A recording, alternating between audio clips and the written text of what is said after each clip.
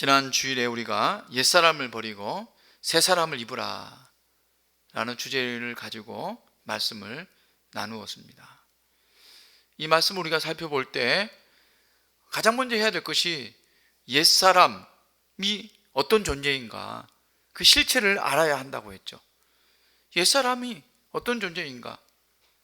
우리 모두가 예수님 믿기 전에는 다 옛사람이었습니다. 그 옛사람이 어떤 존재였던가 한번 우리가 상상해 볼 수 있죠. 옛날의 나의 삶, 옛날의 나의 모습, 옛날엔 무엇을 꿈꾸며 살았는가? 성경에서는 분명하게 이야기합니다. 옛사람은 허망한 존재다, 안개와 같이 살아가질 존재다, 그렇게 말씀하고 있습니다. 왜 그렇습니까? 진정한 삶의 목적이 무엇인지를 알지 못하고 살기 때문이죠. 그래서 그 목적이 사라지면 허망해지는 것입니다. 살 이유를 발견하지 못하는 것입니다. 돈을 위해 살았던 사람은 돈이 없어지면 인생의 살 의미를 못 느끼는 거예요. 쾌락을 위해 살았던 사람들은 쾌락이 없어지면 허무해지는 겁니다. 명예를 붙잡고 살았던 사람은 명예가 상처를 받으면 삶의 의미를 못 느낍니다. 그게 옛사람의 모습이죠. 또 복음의 진리를 깨닫지 못해서 그 무지로 말미암아서 여전히 죄악 가운데 욕망을 쫓아서 살아가는 인생이 바로 옛사람입니다. 그래서 하고 싶은 대로 유혹에 따라서 거기에 대해서 행복을 느끼고 그것이 인생의 전부인 것처럼 살아가는 사람은 바로 무지한 옛사람의 모습이다 라고 우리가 말씀을 나누었습니다. 뿐만 아니라 죄 가운데 여전히 있기 때문에 생명 가운데 들지 못하는, 죽을 수밖에 없는, 죽었던 그런 존재가 바로 옛사람입니다. 그래서 그 옛사람을 벗어버리고 새 사람을 입어야 됩니다. 옛사람을 그대로 입고 놔두고 난 다음에 새 사람을 입으면 어떻게 되겠습니까? 그것은 올바로 옷을 입는 게 아니죠. 혼합이 되어가지고 이것도 잘하지 못하고 저것도 잘하지 못하고 이것에 치이고 저것에 치이고 이렇게 갈등이 있고 저렇게 갈등이 있고 둘 사이에서 이러지도 못하고 저러지도 못하는 인생을 살 수밖에 없는 것입니다. 예수 믿고 구원받은 성도들은 옛사람을 벗어버려야 됩니다. 던져버려야 됩니다. 거기에 관심을 갖지 말아야 됩니다. 그것 때문에 갈등을 겪지 말아야 됩니다. 과감하게 벗어버리고 새 사람을 입는 데 힘을 써야 됩니다. 그렇다면 어떻게 새 사람의 옷을 입을 수가 있을까요? 오늘 본문의 말씀은 우리가 입어야 될 새 사람의 구체적인 모습, 그 삶의 모습을 가르쳐주고 있습니다. 그래서 어떻게 하면 새 사람이 될 수 있을까? 어떻게 하면 새 사람의 옷을 입을 수 있을까? 오늘 나오는 이 말씀만이라도 내가 붙잡고 살아야 되겠구나. 이 말씀만이라도 내가 변화된 모습으로 살아야 되겠구나. 그렇게 우리가 결심할 때 우리의 삶의 모습이, 우리 성도의 삶의 모습이 새 사람의 모습으로 바뀌어질 줄로 믿습니다. 오늘 25절 말씀 보면 그런즉 거짓을 버리고 각각 그 이웃과 더불어 참된 것을 말하라. 이는 우리가 서로 지체가 됨이라 이렇게 말씀하고 있습니다. 새 사람이 되는 첫 번째 모습이 거짓을 버리라는 겁니다. 거짓말 하지 말라는 말이죠. 골로새서 3장 9절에도 너희가 서로 거짓말 하지 말라. 신약성경의 다른 말씀에도 거짓말 하지 말라는 말이 많이 등장합니다. 특별히 거짓은 무엇과 관계되어 있냐면 거짓의 아비인 마귀와 관계되어 있다고 말하고 있습니다. 거짓의 아비, 거짓의 아버지인 마귀가 거짓을 가르친다는 거예요.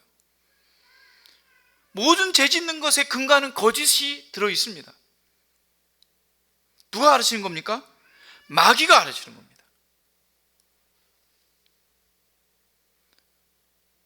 2000년대 초대 교회에도 이런 거짓의 문제가 심각했다고 하는 것입니다. 그 당시에 사람들도 거짓 가운데 살았고 그 거짓이 교회 안에도 들어왔다고 하는 것을 보여주는 것이죠. 사도행전 5장에 아나니아와 삽비라가 교회 안에서 거짓말을 합니다. 그런데 성령께서 그것을 단호하게 징계를 하시죠. 너무너무 무섭습니다. 왜 그렇게 하시는가? 교회 안에 거짓이 들어오면 그것으로 교제의 존재의 목적이, 교회의 존재의 그 의미가 사라지기 때문입니다. 왜냐하면 그것은 마귀가 하는 짓입니다.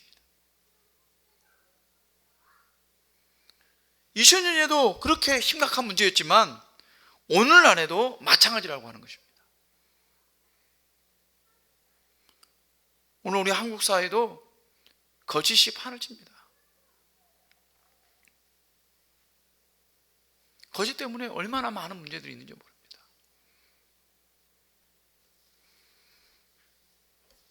며칠 전에 제가 길거리에서 차를 대고 수박을 파는 그 모습을 봤습니다. 크게 이렇게 붙여놨더라고요. 수박 7,000원.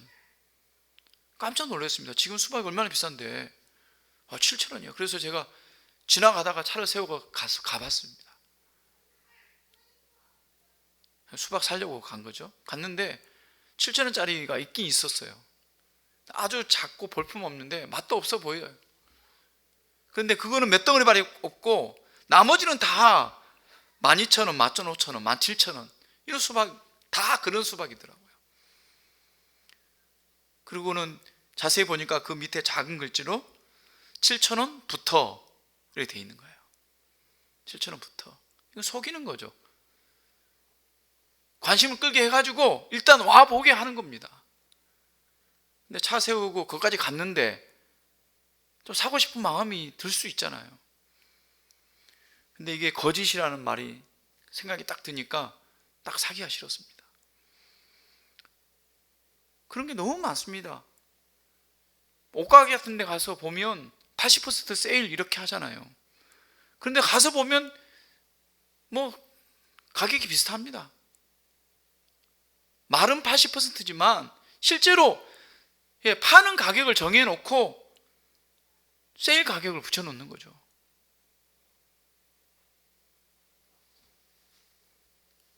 그것뿐만입니까? 식당에 가면 온산지를 속인다든지 고기의 그람수를 속인다든지 이런 것이 한국 사회에 만연해 있습니다.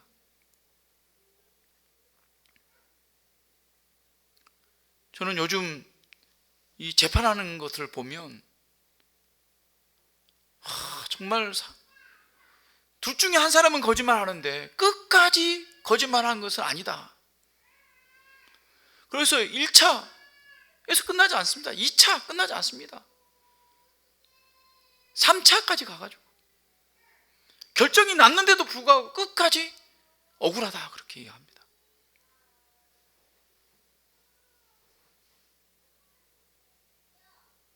옛날에는요 법원에서 판단을 하면 그래도 좀 그걸 믿을만 했습니다. 다 그렇게 믿었습니다.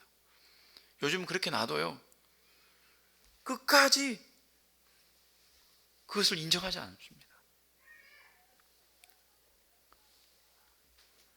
만약 교회가 그런 세 사람들과 똑같이 거짓말을 하는 것을 아무렇지도 않게 한다 생각한다면 그것은 새 사람이 아닙니다. 그리스도 안에서 새로 지으심을 받은 사람은 그럴 수가 없는 것입니다. 사도 바울은 이방인의 험한 것 같이 행한 것을 너에게 행하지 말라라고 했습니다. 그 험한 것의 가장 대표적인 게 거짓말하는 것입니다. 마지막 거짓말하게 되면 그 피해는 우리 모두가 받습니다. 그래서 오늘 말씀에 뭐라고 했습니까? 우리가 서로 지체가 되었다라고 말하지 않습니까? 교회 전체가 그 거짓말의 피해를 받는 것입니다.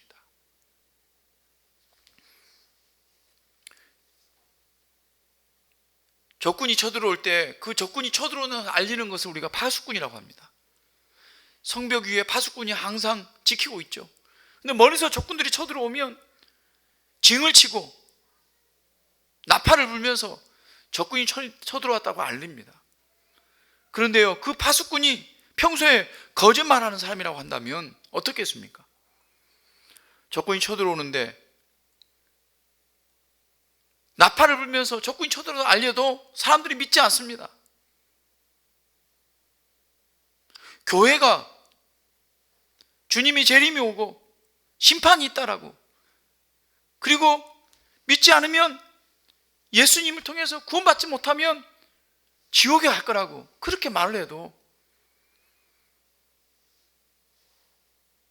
교회의 말을 믿지 않습니다. 거기에 책임은 누가 있겠습니까? 교회가 책임이 있는 겁니다. 교회 성도들이 책임이 있는 겁니다. 우리가 말씀대로, 진리대로, 진실대로 살지 못했기 때문에 교회 다니도 똑같네, 교회 다니도 똑같이 거짓말하네, 그렇게 생각을 하면 그것으로 끝나는 게 아닙니다. 내가 했던 그 말 한마디로 끝난 게 아니에요. 결국에는 교회 전체가 거짓말장애가 되는 것이고 교회의 진리의 말씀이 왜곡되어지는 것입니다. 사랑하는 성도 여러분, 거짓을 버리고 진실하게 말할 수 있는 저와 여러분 되시기 바랍니다. 먼저 가정 안에서 그러시기 바랍니다. 아내와 남편이, 또 자녀들과의 관계에서, 교회 안에서도 마찬가지고요. 뿐만 아니라 세상 가운데서 우리가 거짓말하는 사람이 아니라 진짜로 말하는 사람이다.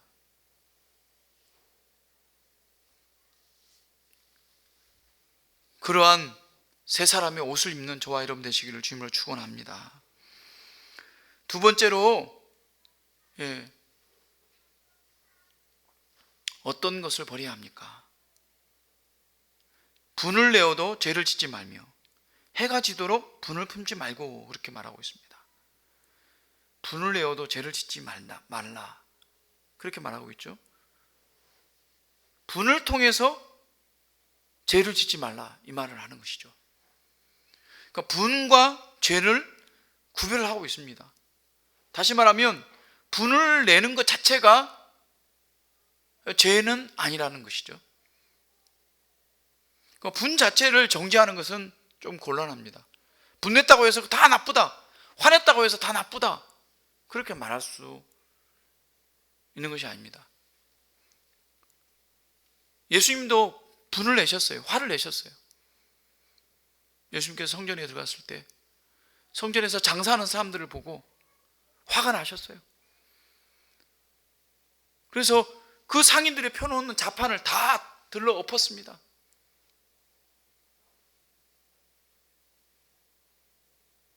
우리는 그것을 보고 죄를 지었다고 말하지 않습니다.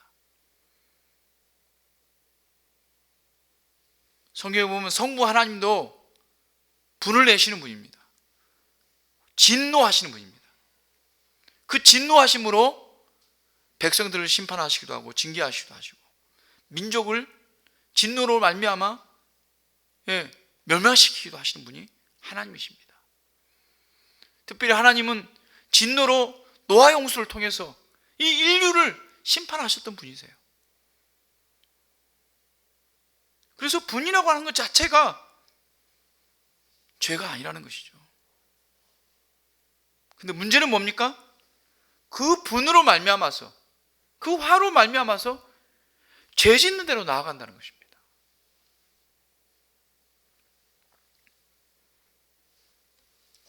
분을 내면 죄 짓기가 쉽습니다. 왜냐하면 화를 내면 그곳에 감정이 생기고 그 감정 때문에 잘못된 행동을 하게 되죠.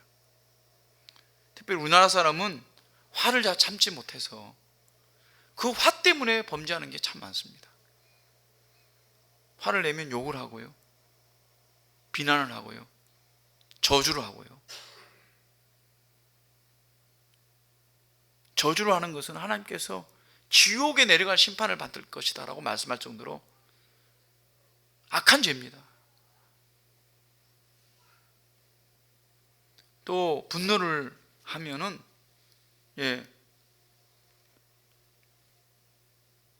어떤 사람은 사람을 때리기도 하고 어떤 사람은 살인까지 하잖아요. 그래서 이 분노를 죄가 되지 않도록 하는 것, 이게 필요한 것입니다.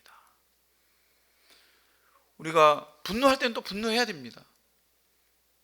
잘못하고 있는데, 죄악 가운데 빠져가는데 분노하지 않으면 그것은 올바른 사람이 아니죠. 세상이 잘못되어 간다, 죄악 가운데 갈 때 하나님의 의로 분노할 줄 아는 성도가 되어야 됩니다. 그런데 그 분노 때문에 죄를 짓는 것은 잘못이라는 거죠. 그래서 오늘 특별히 보니까 해가 지도록 분을 품지 말라, 그렇게 말하고 있습니다. 해가 지도록 분을 품지 말라. 분을 품고 있는 것이 죄가 되는 것입니다. 분을 품고 있으면 그것이 자기 자신을 해치기도 하고, 그 품은 죄 때문에 결국 그것이 행동으로 나타나게 되고,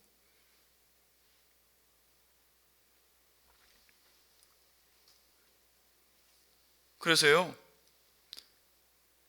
오늘 내가 화가 난 것이 있으면 내일까지 넘기지 않도록 그렇게 해야 됩니다. 왜 그렇게 화를 푸는 게 중요합니까? 27절에 보면 마귀에게 틈을 주지 말라라고 말씀하고 있습니다. 마귀가 이 분을 내는 틈을 노린다는 것입니다.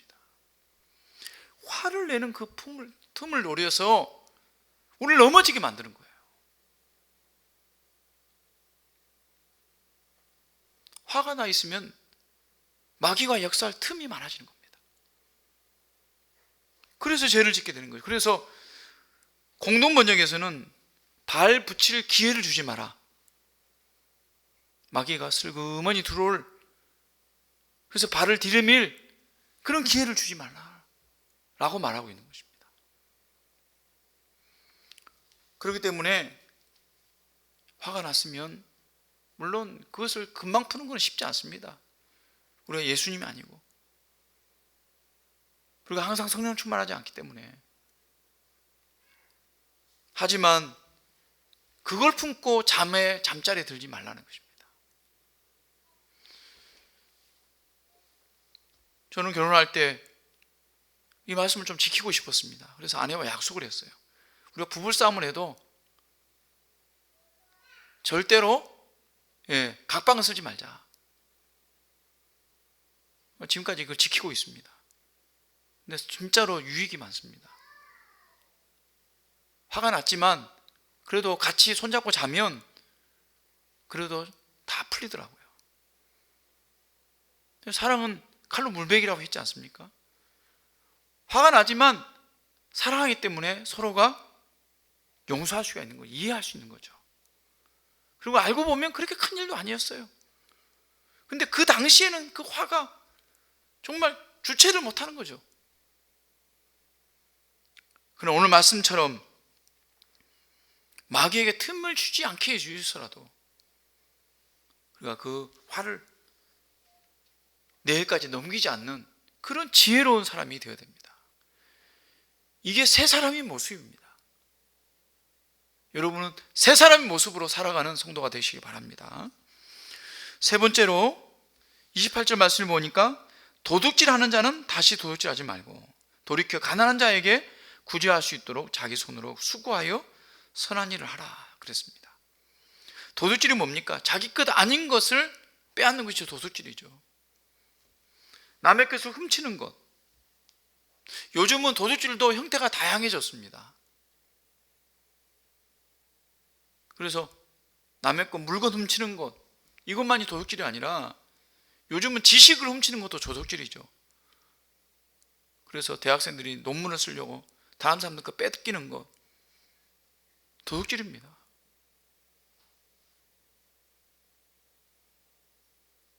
요즘은 이렇게 베끼는 기술도 너무 탁월하게 늘어나서요. 컴퓨터를 이용해서, 요즘은 AI를 이용해서 그렇게 한다 하더라고요. 그것도 다 도둑질입니다. 또 진짜 별거 아닌 것 같지만 작은 것 하나가 엄청난 도둑질인 것 많이 있죠.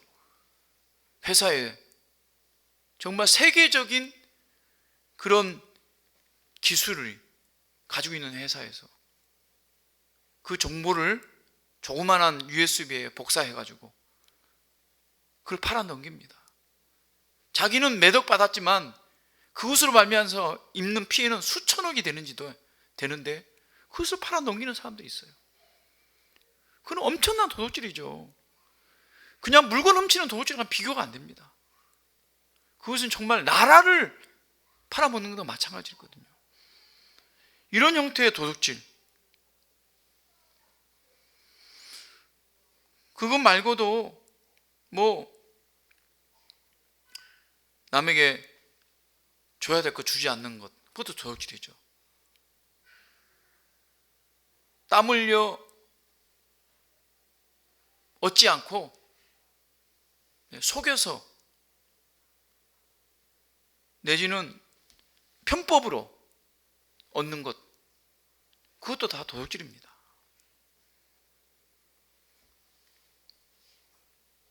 또 하나님의 것을 하나님께 돌려드리지 않고 자기 것으로 잡는 것, 그것도 도둑질입니다.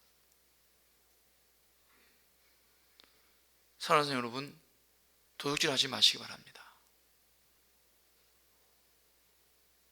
물론 우리가 그렇게 말할 수 있습니다. 나는 도둑질 한 적 없다. 도둑질 하지 않고 살고 있다. 이렇게 말할 수 있습니다. 그런데요, 성경은 거기에서 멈추라고 말하는 게 아니라 더 나아가서 수고의 땀을 흘리십시오. 그 이유가 뭡니까? 가난한 사람들에게 나눠줄 것이 있도록 하기 위해서 수고해라. 더 수고해라. 그렇게 말하고 있습니다. 이게 무슨 말입니까? 우리가 우리의 먹고 살 것, 그것만을 위해서 산다고 한다면 우리가 그냥 대충 벌고 살아도 됩니다. 그런데요, 거기에서 멈추지 말고 나눌 수 있는 사람이 되라. 도둑질하지 않은 것에서 만족하지 말고 오히려 나눌 수 있는 사람이 되라. 다시 말하면 도둑질하지 못하도록 가난한 사람들에게 그런 마음이 안 생기도록 나눌 수 있는 세상이 되도록 하라는 것이죠. 그런 세상이 되면 도둑질이 멈춰지지 않겠습니까? 그걸 위해서 오늘 말씀이 뭐라고 합니까? 수고하고 땀을 흘리라고 하는 것입니다. 자기 손으로 수고하고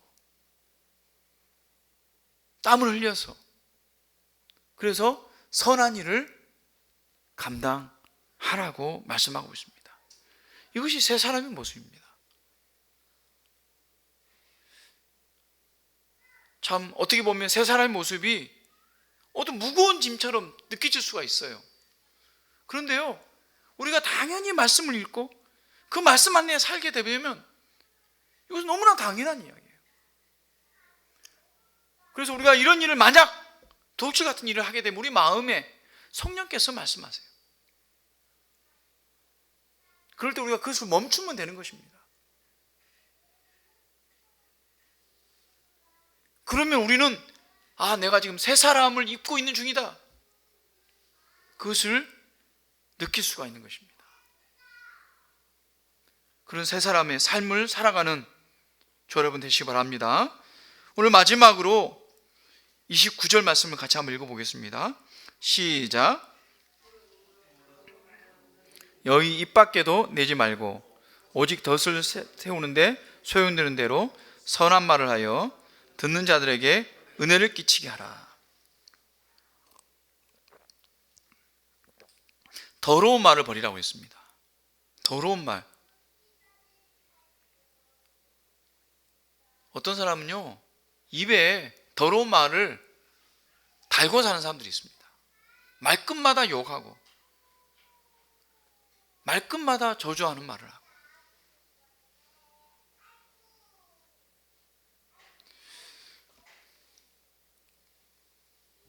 어떤 연구 자료인데요, 이거는 뭐 오래된 것도 아닙니다. 2018년도에 연구한 자료를 제가 살펴보니까요, 역설을 하는 그 청소년들이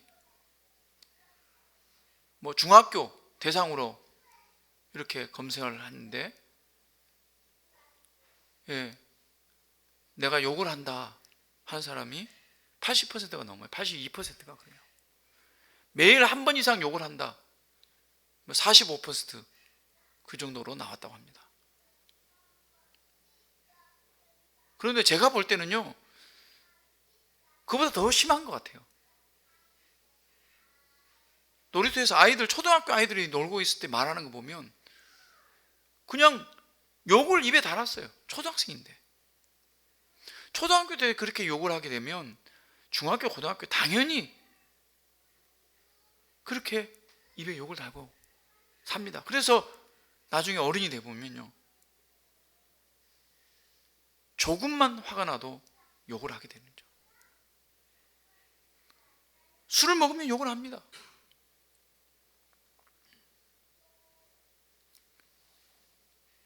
이것을 우리는 더러운 말이라고 성경은 말하고 있습니다. 더러운 말은 우리의 심령을 상하게 하고요, 그 말을 듣는 사람들의 마음을 상하게 합니다. 그리고 그 말이 저주가 되어서 그 삶의 행동을 그렇게 만들어버려요. 그 말의 그 위대성, 여러분 아시죠? 그래서 우리가 말한 대로 된다, 그런 말 하잖아요.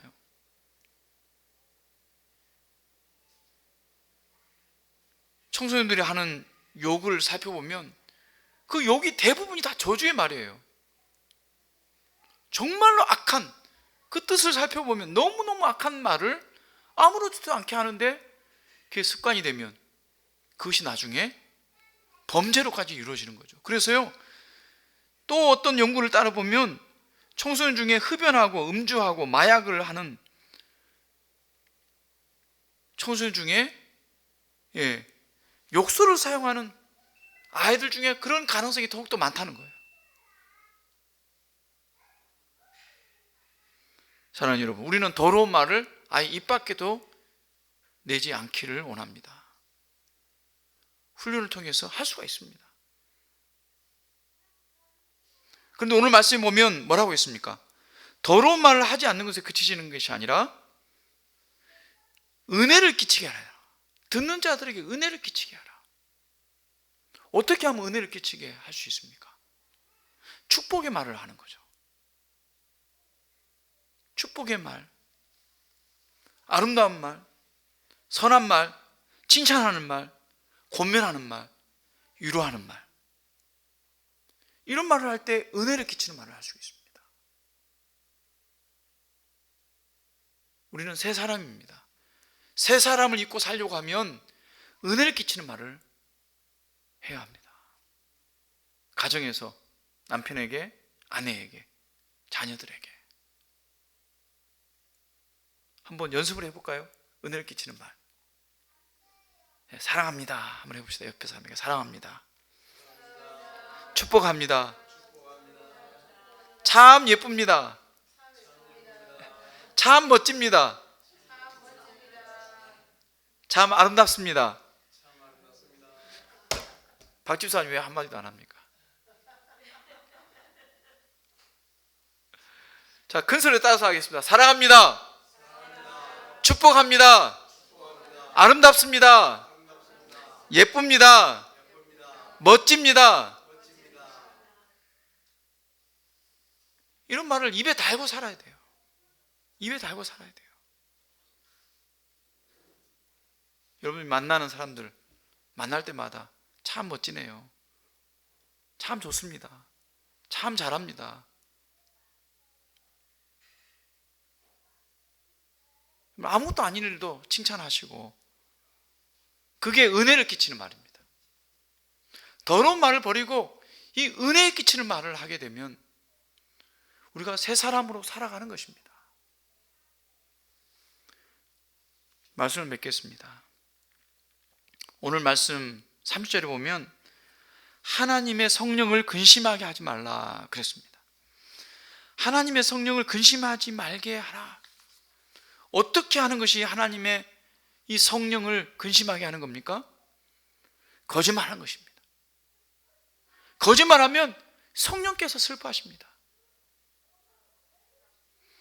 분을 내어서 죄를 짓는 것입니다. 성령께서 슬퍼하십니다.